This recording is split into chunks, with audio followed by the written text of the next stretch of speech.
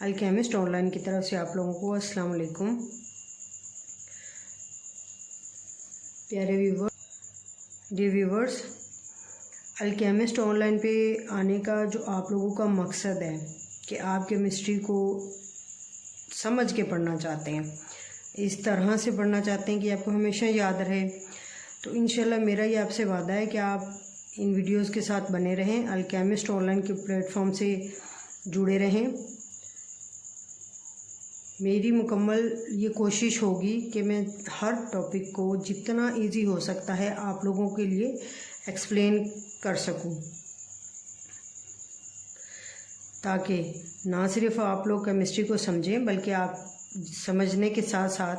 ये आपके जहनों पर इसके सारे कॉन्सेप्ट, केमिस्ट्री के सारे कॉन्सेप्ट्स नक्श हो जाएं। सबसे पहले हम